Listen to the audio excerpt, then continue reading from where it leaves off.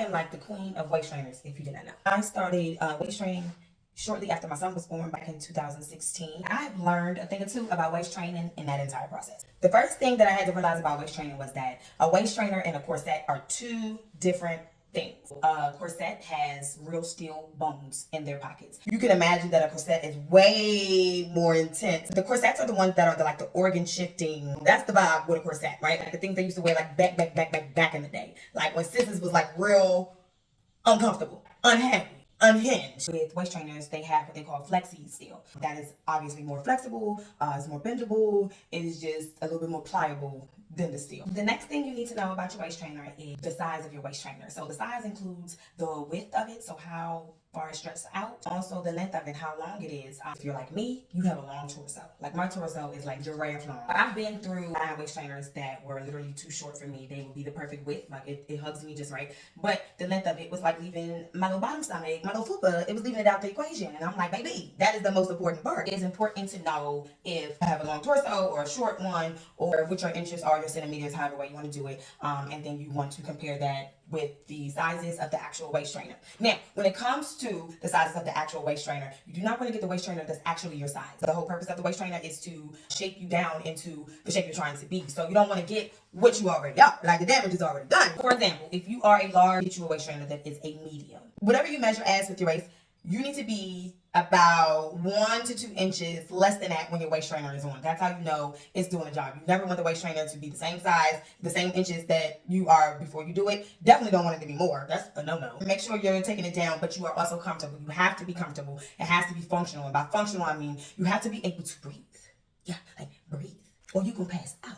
I personally have been through a lot of stages and a lot of sizes of waist trainers. I got big and small and big. Now I'm like mid and I'm trying to get back small. So I have a lot of different waist trainers under my belt. I just want to show you guys the transformation, right? All right, check this out. This was a waist trainer I got from a friend. I don't know who this was by. It didn't come in a pack, you know. But this was a size, y'all, this was a size 42. XXXL. So I was wearing this when I first started because it took me a while to get back into waist training. When you first start waist training, you have to know, it's almost equivalent to like when you first get a new wig and it's like, it's got to grow on you. You need it to kind of look like a little bit used and worn before it's like really at its peak and it's popping. You got to work your way into it. It is going to take the breath out of you a lot of times. It is going to make you feel like I got to take this off. Like you're going to go through a lot of emotions with this. That's why it's best that you wear it for only a couple of hours the first couple of times that you're putting it on. You need to just kind of take it, make it cute. Do not try to overdo it. Worst thing you can do is sleep in them. You do just putting too much pressure for way too long on your organ. I recommend that when you first get your waist trainer and you're just trying to get used to it, you wear it only for a couple of hours at a time. Once you get to that point where it gets a little bit more comfortable, because it will, trust me. I know it may feel like it's never going to get there, but it will. So once it does, you want to wear it and kind of increase the hours a little bit. Like what I do is I wear it for my entire work day. Just enough active, but not too active, you know, to overdo it with this waist trainer during those hours. So once it's 5 o'clock, I clocks out, meaning I take this bad boy off. Then I got down to 38 waist trainers. You can see it's been through some things.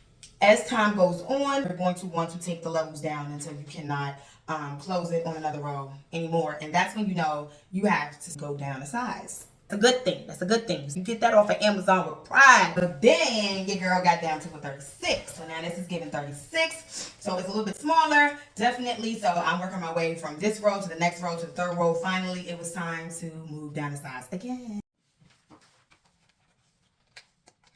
I'm currently in the 34. Only on the first row, but that's okay because guess what? I'm going to get down to the last row and then I'm going to go down to a size 32. So I'm coming on down, guys. You got to stay consistent with this. That's the only thing. Another myth. People think that if you waist train for all this time and you finally get your waist down to what you want it to be, that you can just stop waist training and you just going to keep it. How you going to keep that waist if you don't put in that work? Like, come on. You don't have to do it as often, but you want to continue to do it. Now, I'm no doctor, but I will say that if you are experiencing medical issues, if you have like back issues or even stomach issues, maybe waist training may not be for you, or you may have to do it in a specific way. So I would always advise that you consult with your doctor first so they can be able to let you know, this ain't it for you. I'm wearing my waist trainer underneath my clothes. So that means it's directly on my skin. I really don't truly recommend that, just because, you know, you can have skin irritations. Even if you don't have irritating skin, it can become irritated based on the amount of sweat that builds up in here and the moisture. I would advise that you wear it over top of a shirt, right? That's the best way to do it. However, if you do choose to do it without one, just be always aware that it could cause skin issues. Always be on the lookout. Constantly treat your skin. You got to give it time to breathe. The best time to put your waist trainer on is in the morning when your stomach is flat, you haven't consumed any food or beverages yet, so you don't have any bloating. So what you don't want to do is you really do not want to do like ab workouts while you have your waist trainer on. You want to preserve your waist trainer, right? And you really do not want to add too much pressure to your midsection. Crunches or anything like that. It's going to bend, it's going to fold this waist trainer, so eventually the bones are going to start sticking out. It's going to start poking you. Then you're going to feel like you want to take the bones out, and then what is the whole purpose of that if you don't have any bones in there to create the structure you need to shape your waist? You can definitely use this waist trainer as an appetite suppressant. Like, it's really good for, basically, as you can see, not allowing your stomach to expand like it naturally does when you consume food. You will get full faster.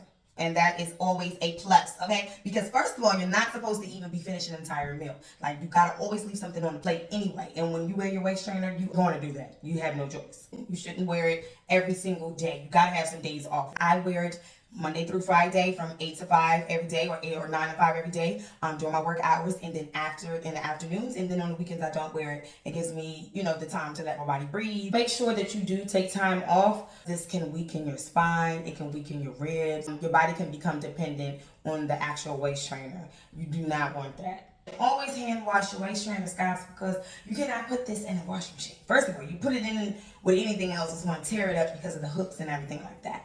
And also, it's going to start to deteriorate itself. I personally just get like a washcloth or maybe like a little scrubber, and I wash it down with either laundry detergent or maybe Dawn, because Dawn is the key. Just clean it on out, I let it air dry, and it's good to go. I always recommend the brand Ann Cherry. Get it from Amazon. You can actually go to the actual website, Ann Cherry. I've been using them since I started waist training back in 2016-17.